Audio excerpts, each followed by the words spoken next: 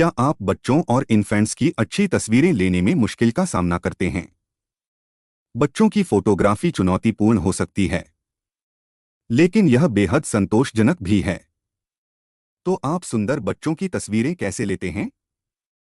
आप बचपन के जादू को एक तस्वीर में कैसे कैद करते हैं? इस वीडियो में हम आपको बच्चों और शिशुओं की जादुई तस्वीरें लेने के कुछ प्रोफेशन सीक्रेट्स बताएंगे। फोटो शूट के लिए सही लोकेशन चुनें। बच्चा आपके फोटो का सबसे महत्वपूर्ण हिस्सा होता है, लेकिन आपको अपने शूट के लिए एक स्थान भी चुनना होता है। हालांकि एक पोर्ट्रेट फोटो में अक्सर बैकग्राउंड धुंधला दिखाई देता है, फिर भी यह सभी इमेज का एक महत्वपूर्ण हिस्सा होता है। तो बच्चों की फोटोग्राफी के लिए क्या है जो उसे एक शानदार स्थान बनाता है? आप वास्तव में सबसे साधारण वातावरण से भी जादू बना सकते हैं। मुख्य बातों पर ध्यान देने की आवश्यकता है: डिटेल्स, बनावट और रंग। एक ऐसे बैकग्राउंड की तलाश करें जो आपकी फोटो में डिटेल जोड़ सके। अगर वहां कोई डिटेल या बनावट नहीं है, तो आपके पास उस बैकग्राउंड को ब्लर बनाने के अलावा कुछ नहीं होगा। बाहरी स्थानों में समुद्र तट, जंगल या एक खुला मैदान शानदार बैकग्राउंड माने जाते हैं। आप शहरी वातावरण में भी शूट कर सकते हैं, जहां इमारतों का उपयोग बैकग्राउंड में डिटेल जोड़ने के लिए किया जा सकता है। यहां तक कि एक सुनसान पार्किंग लॉट या एक जंगली जगह भी एक दिलचस्प बैकग्राउंड बना सकती है। बेशक आप घर के अंदर भी शूट कर सकते हैं, जो नवजात फोटोग्राफी के लिए बहुत ही उपयुक्त और शानदार है। स्थान चुनते समय विचार करें कि आपके आसपास का वातावरण आपकी फोटो के कहानी कहने के एलिमेंट को कैसे बढ़ा सकता है। आप यह भी चाहते हैं कि बैकग्राउंड का रंग आपके सब्जेक्ट के साथ मेल खाता हो। इसका मतलब है कि आपको अपने सब्जेक्ट के कपड़ों के रंग के बारे में भी सोचने की आवश्यकता है। उदाहरण के लिए, यदि आप हरे मैदान या पेड़ों के सामने शूट कर रहे हैं, तो आप अपने विषय को एक विरोधाभासी रंग जैसे लाल पहनाकर उन्हें उभार सकते हैं। अब एक अच्छा बैकग्राउंड चुनना महत्वपूर्ण है, लेकिन आपको अच्छी रोशनी की भी आवश्यकता होती है। आगे हम बताएंगे कि बच्चों की फोटोग्राफी करते समय अविश्वसनीय लाइट कैसे कैप्चर करें। सॉफ्ट नेचुरल लाइट में शूट करें। अच्छी रोशनी आपकी तस्वीरों में जादुई गुण जोड़ देगी। वही स्थान अलग अलग प्रकार की लाइट में पूरी तरह से अलग दिख सकता है, और कुछ विशेष प्रकार की लाइट आपके सब्जेक्ट पर अन्य लाइट्स की तुलना में अधिक सुहावनी होती है। तो बच्चों की फोटोग्राफी के लिए किस प्रकार की रोशनी सबसे अच्छी है? सबसे पहले, मुझे नेचुरल दिन की रोशनी में शूट करना पसंद है। महंगे स्टूडियो लाइट्स या फ्लैश गनों की आवश्यकता नहीं होती, और सबसे अच्छी रोशनी होती है सॉफ्ट या डिफ्यूज्ड लाइट। इस प्रकार की लाइट डिटेल्स को सॉफ्ट करती है और स्किन पर अच्छी दिखती है। यह फोटो के समग्र मूड को भी सॉफ्ट बनाती है, जो बच्चों की जादुई तस्वीरें बनाने के लिए एकदम सही है। तो आप अपनी पोर्ट्रेट फोटो में रोशनी को सॉफ्ट कैसे सुनिश्चित करेंगे? पहली बात, आप सूर्यास्त से 1 घंटे पहले शूट कर सकते हैं। जब सूर्य आकाश में कम होता है, तो रोशनी सॉफ्ट होती है और रंग सुंदरता से वार्म होते हैं। हालांकि यह समय बच्चों के लिए हमेशा सबसे अच्छा समय नहीं होता। अगर सूर्यास्त सोने के समय के आसपास है, तो आपके पास फोटो खींचने के लिए खुश बच्चा नहीं होगा। तो एक और विकल्प है सुबह जल्दी शूट करना, जब सूर्य आकाश में बहुत ऊंचा नहीं होता। जब सूर्य आकाश में ऊंचा होता है, तो आपके सब्जेक्ट पर हार्श शैडोज पड़ेंगी और ब्राइट लाइट बच्चे को आंखें मिचमिचाने पर मजबूर कर देगी। अगर आपको दिन के मध्य में शूट करना है, तो छायादार क्षेत्र खोजें। उदाहरण के लिए, आप अपने सब्जेक्ट को कुछ पेड़ों या झाड़ियों के नीचे पोजीशन कर सकते हैं। सुनिश्चित करें कि बच्चा उस पॉकेट ऑफ लाइट में स्थित हो जो ऊपर की पत्तियों या पेड़ों द्वारा डिफ्यूज हो रही है। मैं इसे स्पॉटलाइट तकनीक कहता हूं, और यह दिन के मध्य में आपके विषय को रोशन करने के लिए एकदम सही है। बस सावधान रहें कि चित्तीदार रोशनी की छायाएं बच्चे के चेहरे या सिर पर न पड़े। बिल्कुल बादल और धुंध रोशनी को डिफ्यूज और सॉफ्ट कर देंगे। तो खराब मौसम में भी आप सॉफ्ट, ड्रीमी वातावरण के साथ सुंदर पोर्ट्रेट्स कैप्चर कर सकते हैं। इंडोर फोटोग्राफी के लिए आपको केवल एक खिड़की वाला कमरा चाहिए। बस यह सुनिश्चित करें कि सीधे धूप अंदर न आ रही हो, क्योंकि यह आपके विषय पर हार्श शैडोज बना सकती है। याद रखें, आप रोशनी को सॉफ्ट और समान चाहते हैं। अगर आप सॉफ्ट नेचुरल लाइट में शूट करेंगे तो आपकी तस्वीरें शानदार होंगी। बच्चों की फोटोग्राफी के लिए बैकलाइट या साइड लाइट का उपयोग करें। अधिकांश लोग सोचते हैं कि फोटो लेते समय सूरज को अपने पीछे रखना सबसे अच्छा होता है, लेकिन बच्चों के पोर्ट्रेट्स के लिए ऐसा नहीं है। अगर सूरज आपके पीछे है तो यह सीधे आपके विषय के चेहरे पर चमकेगा। इससे बच्चा आंखें मिचमिचाने लगेगा और आप निश्चित रूप से ऐसा नहीं चाहते।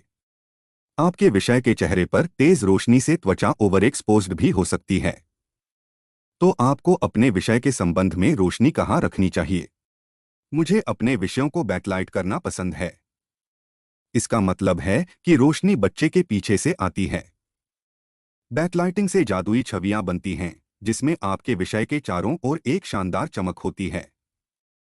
सर्वश्रेष्ठ परिणामों के लिए सुनिश्चित करें कि सूरज दृश्य पर हावी न हो। आप अपने विषय के पीछे या दृश्य में अन्य वस्तुओं के पीछे सूरज को पोजीशन कर सकते हैं, या सूरज को फ्रेम के थोड़ा बाहर रखते हुए अपना शॉट कंपोज करें। सही स्थिति खोजने के लिए चारों ओर घूमते रहें और अपना शूटिंग कोण बदलते रहें। जब सूरज आकाश में नीचा होता है तो विषय को सूरज को ब्लॉक करने के लिए नीचे से शूट करना एक शानदार तरीका है। उज्ज्वल रोशनी की ओर शूटिंग कभी कभी आपके विषय को एक सिलहूट के रूप में प्रदर्शित कर सकती है। यदि ऐसा होता है तो सुनिश्चित करें कि विषय सूरज को ब्लॉक कर रहा है। आपको अपने कैमरे की मीटरिंग सेटिंग को स्पॉट मीटरिंग पर सेट करना चाहिए। फिर सुनिश्चित करें कि आपने फोकस पॉइंट को विषय के चेहरे पर सेट किया है। इसके बाद कैमरा बच्चे के चेहरे के लिए सही एक्सपोजर करेगा। अगर आपका विषय अभी भी एक गहरे सिलहूट के रूप में दिखाई देता है तो अपनी स्थिति बदलें ताकि सूरज एक तरफ से विषय को रोशन कर रहा हो। इसे साइड लाइटिंग कहते हैं। और अगर सूरज की ओर शूटिंग चुनौतीपूर्ण हो रही है तो यह आपके विषयों को रोशन करने का एक शानदार तरीका है। याद रखें, रोशनी की दिशा आपके फोटो में बहुत बड़ा अंतर ला सकती है। इसलिए हमेशा ध्यान दें कि रोशनी कहां से आ रही है और ऐसी शूटिंग पोजीशन चुनें जहां विषय को पीछे या साइड से रोशन किया गया हो। इंटरेस्टिंग प्रॉप्स शामिल करें। प्रॉप्स बच्चों की फोटोग्राफी को बेहतर बनाने का एक शानदार उपकरण हैं। वे आपकी तस्वीरों में अट्रैक्शन जोड़ते हैं। वे आपको एक कहानी बताने में मदद करते हैं और वे बड़े बच्चों और शिशुओं को फोटो शूट के दौरान मनोरंजन करते हैं। तो बच्चों की फोटोग्राफी के लिए किस प्रकार के प्रॉप्स अच्छे होते हैं? नवजात शिशुओं की फोटोग्राफी करते समय आपको बच्चे को पोजीशन करने के लिए प्रॉप्स की आवश्यकता होगी। यह एक बड़ा बाउल, एक बास्केट या एक नरम कंबल से ढका कुशन हो सकता है। आप फिर दृश्य को सजाने के लिए अन्य प्रॉप्स का उपयोग कर सकते हैं, जैसे फूल या सॉफ्ट टॉयज।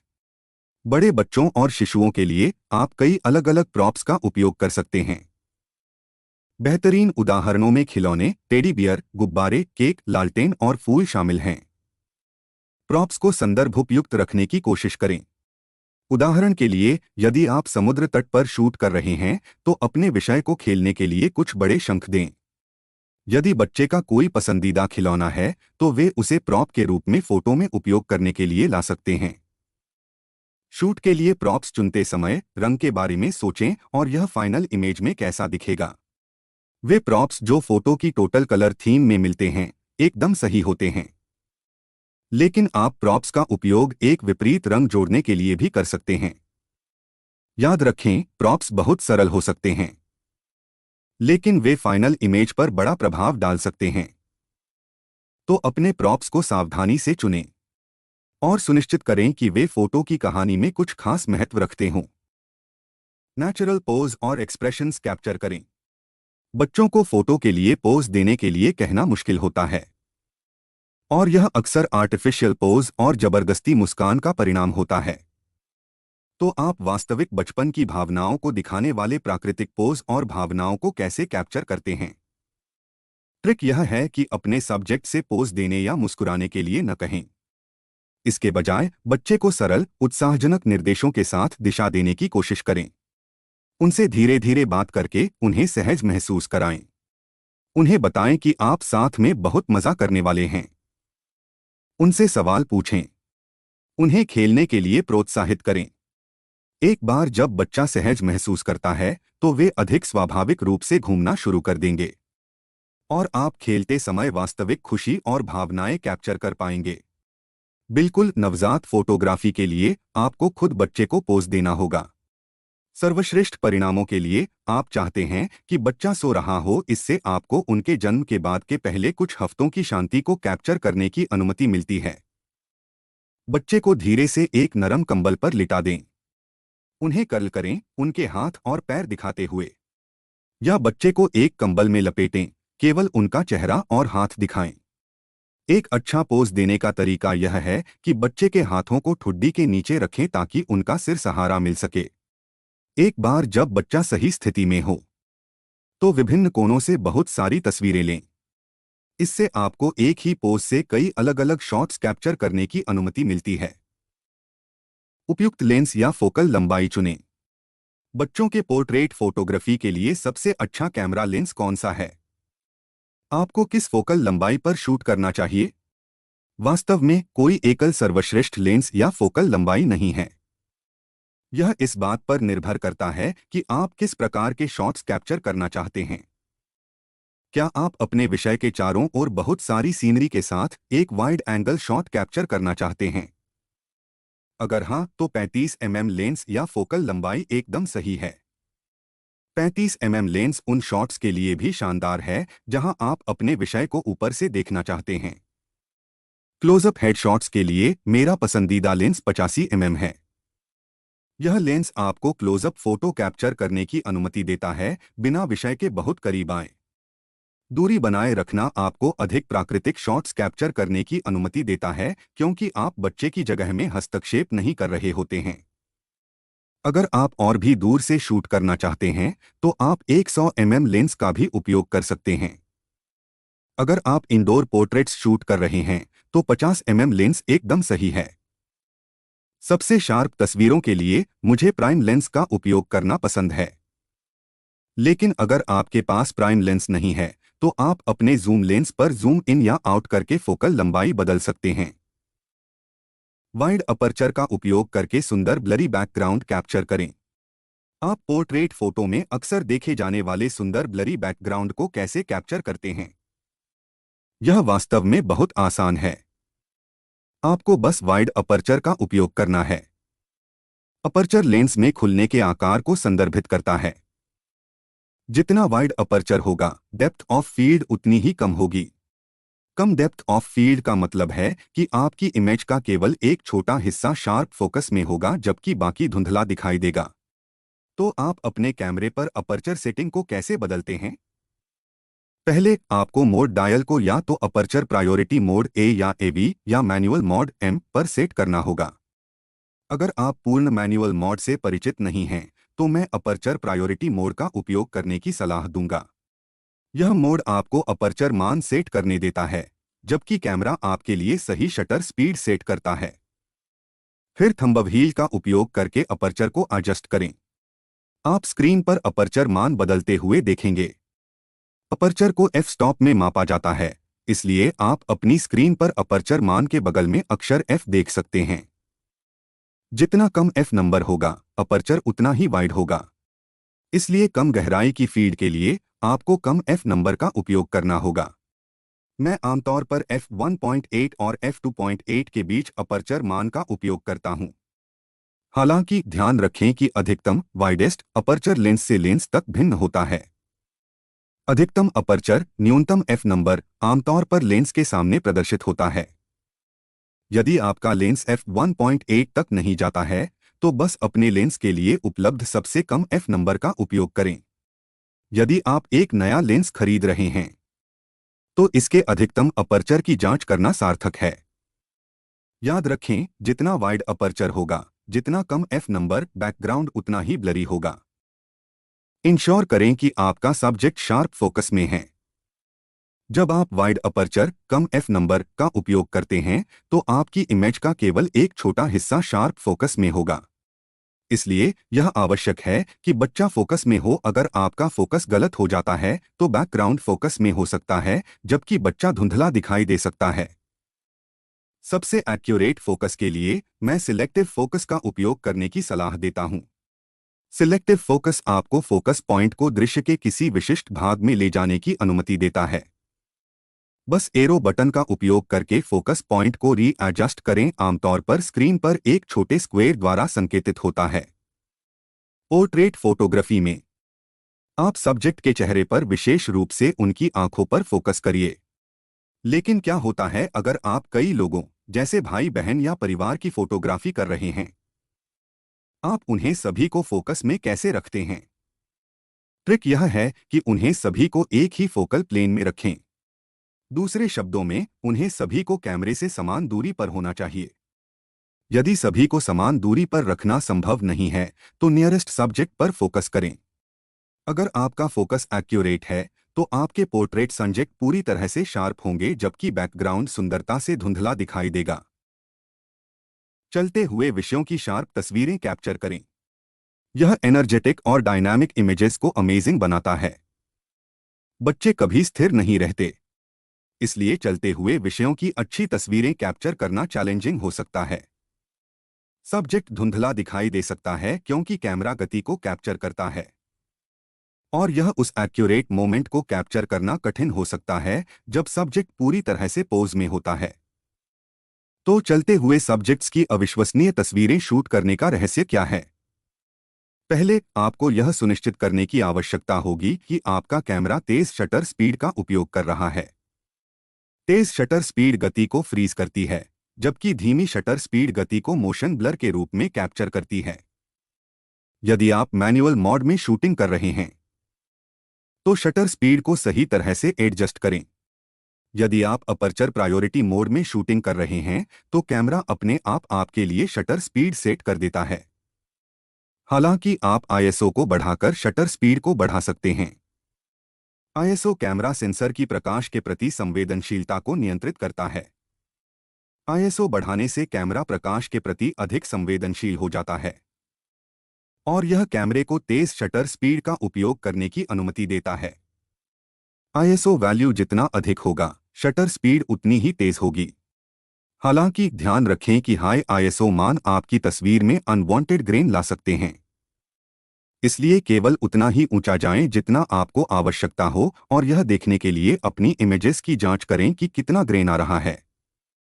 बच्चों की फोटोग्राफी के लिए आपको कम से कम 1/200 की शटर स्पीड चाहिए। लेकिन अगर आपका सब्जेक्ट दौड़ रहा है, तो आपको शायद तेज शटर स्पीड की आवश्यकता होगी, जैसे 1/500 या उससे तेज। कूदते हुए शॉट्स के लिए मैं अक्सर 1/1600 जितनी तेज शटर स्पीड का उपयोग करता हूं। चलते हुए सब्जेक्ट्स की फोटोग्राफी करते समय आप बर्स्ट कंटिन्यूअस मोड का उपयोग भी कर सकते हैं। आपको एक के बाद एक कई फोटो की सीरीज मिल जाएगी, जिसमें से कुछ फोटो आपको जरूर पसंद आएगी। थोड़े से अभ्यास के साथ आपको शायद यह पता चलेगा कि अब आपको बर्स्ट मोड का उपयोग करने की आवश्यकता नहीं है। इसके बजाय आप अपने विषय की गति का अनुमान लगाएंगे और सही क्षण पर शटर दबाएंगे। लेकिन अगर आप चलते हुए विषयों की शूटिंग में नए हैं, तो बर्स्ट मोड निश्चित रूप से एक उपयोगी उपकरण है। बच्चे के चेहरे के लिए एक्सपोज करें। एक्सपोजर एक छवि के ब्राइटनेस स्तर को संदर्भित करता है, और जब आप फोटो लेते हैं तो एक्सपोजर को सही तरीके से प्राप्त करना वास्तव में महत्वपूर्ण होता है। आप ऐसी छवियां नहीं चाहते जो बहुत गहरी, अंडर एक्सपोज्ड या बहुत उज्ज्वल, ओवर एक्सपोज्ड हों। एक बेहतरीन रंग और विवरण वाली फोटो के लिए आपको इसे सही ढंग से एक्सपोज करने की आवश्यकता है। तो आप कैसे सुनिश्चित करते हैं कि आपके पोर्ट्रेट फोटो अच्छी तरह से एक्सपोज हो? यहाँ रहस्य है, विषय के चेहरे के लिए एक्सपोजर करें। दूसरे शब्दों में, आप चाहते हैं कि चेहरे का ब्राइटनेस स्तर सही हो। यदि बैकग्राउंड थोड़ा बहुत गहरा या चमकदार हो जाता है, तो इससे वास्तव में कोई फर्क नहीं पड़ता। महत्वपूर्ण बात यह है कि आपका विषय सही ढंग से एक्सपोज होना चाहिए। तो आप विषय के चेहरे के लिए कैसे एक्सपोज करते हैं? पहले अपने कैमरे पर मीटरिंग मोड को स्पॉट मीटरिंग पर सेट करें। अब जब आप अपने विषय के चेहरे पर फोकस पॉइंट सेट करते हैं, तो उस दृश्य के छोटे क्षेत्र के लिए एक्सपोजर सही ढंग से सेट हो जाएगा। अक्सर अपनी छवि को थोड़ी कम एक्सपोज करना एक अच्छा विचार होता है। यदि आप अपर्चर प्रायोरिटी मोड में शूटिंग कर रहे हैं तो आप एक्सपोजर कंपेसेशन ईवी विकल्प का उपयोग करके एक्सपोजर को थोड़ा एडजस्ट कर सकते हैं। यदि आप मैनुअल मोड में शूटिंग कर रहे हैं तो आप तेज शटर स्पीड या कम आईएसओ का उपयोग करके एक्सपोजर को गहरा कर सकते हैं। जिस भी विधि का आप उपयोग करते हैं, एक्सपोजर को सही करने के लिए कुछ टाइम लेना निश्चित रूप से सार्थक है। परिणाम एक सुंदर पोर्ट्रेट फोटो होगा जिसमें शानदार कलर और डिटेल्स होंगे। कॉम्पोजिशन के बारे में सोचें। अच्छी कॉम्पोजिशन आंखों को भाने वाली तस्वीरें लेने का एक प्रमुख फैक्टर है। तो आप सुंदर चाइल्ड पोर्ट्रेट फोटो कैसे बनाते हैं? पहले उस एंगल या पर्सपेक्टिव पर विचार करें जिससे आप शूट करते हैं। बच्चों की फोटोग्राफी में एक बेहतरीन तकनीक कम पर्सपेक्टिव से शूट करना है। मुझे वास्तव में बहुत नीचे झुकना पसंद है, अक्सर जमीन पर लेटकर और अपना कैमरा ऊपर की ओर कोण बनाते हुए। आप विपरीत भी कर सकते हैं और ऊपर से शूट कर सकते हैं। यह विशेष रूप से नवजात फोटोग्राफी के साथ या यदि आपका विषय जमीन पर लेटा हो तो अच्छा काम करता है। विभिन्न दूरियों से विभिन्न प्रकार के शॉट लेना भी एक अच्छा तरीका है। क्लोज अप हेडशॉट्स लें और दूर से शूट करें ताकि आप बैकग्राउंड को भी कैप्चर कर सकें। अपने शॉट लेने से पहले तय करें कि आप अपने फ्रेम के भीतर अपने विषय को कहां रखना चाहते हैं। एक अच्छा स्टार्टिंग पॉइंट थर्ड के नियम का उपयोग करना है। यह नियम बताता है कि आपको अपने विषय को केंद्र के बजाय फ्रेम के किनारे पर रखना चाहिए। एक ऑफ सेंटर कॉम्पोजिशन सुंदर रूप से संतुलित तस्वीरें बनाती है जो आंखों को भाती हैं। यह चलती हुई वस्तुओं के लिए भी एक बेहतरीन कॉम्पोजिशन टेक्निक है। यदि सब्जेक्ट दृश्य के माध्यम से आगे बढ़ रहा है तो उनके सामने पीछे की तुलना में अधिक स्थान छोड़े। यह सब्जेक्ट के अंदर जाने के लिए स्थान होने का एहसास पैदा करता है। कॉम्पोजिशन में उपयोग के लिए प्रमुख रेखाओं की तलाश करना भी एक अच्छा विचार है। लीडिंग लाइनें वे लाइनें हैं जो आंख को फोरग्राउंड से बैकग्राउंड की ओर ले जाती हैं। वे इमेज में डेप्थ जोड़ते हैं और आंख को सब्जेक्ट की ओर ले जाने में मदद करते हैं। आप पथ, सड़कें, बाड़, रेलिंग या यहां तक कि समुद्र तट पर पानी के किनारे का उपयोग लीडिंग लाइन के रूप में कर सकते हैं। बस यह सुनिश्चित करें कि आप अपनी फोटो की कॉम्पोजिशन इस प्रकार करें कि लाइन इमेज के सामने से दूरी की ओर ले जाएं। यदि आप अपनी इमेजेस की कॉम्पोजिशन के बारे में थोड़ा विचार करें तो वे वास्तव में भीड़ से अलग दिखेंगी। आशा करते हैं कि बच्चों की फोटोग्राफी पर बनाया गया यह वीडियो आपके लिए उपयोगी होगा। कृपया अपने विचार कमेंट बॉक्स में जरूर बताएं। अगर आपको यह वीडियो पसंद आया हो तो इसे लाइक और शेयर करें। चैनल को सब्सक्राइब भी जरूर करें। जल्दी ही मिलते हैं एक नए वीडियो के साथ। नमस्ते। जय हिंद।